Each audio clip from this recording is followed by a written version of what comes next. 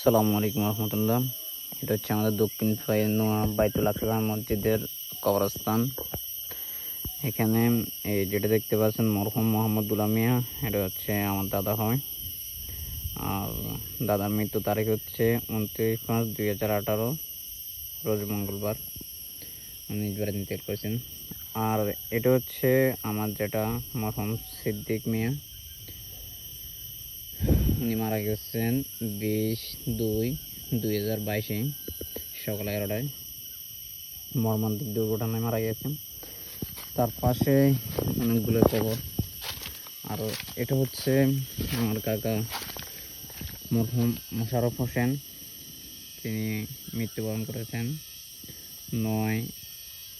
7/9/2025 রবিবার রাত 12:50 ইন্তেকাল করেছেন।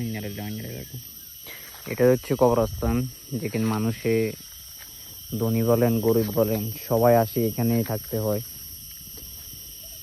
যাই হোক, সবাই দোয়া করবেন আল্লাহ তাআলা যেন তাদের সবাইকে যেন জান্নাত নসিব করে। সবাই দোয়া করবেন সবার মা বাবার জন্য। আসসালামু আলাইকুম রহমতুল্লাহ।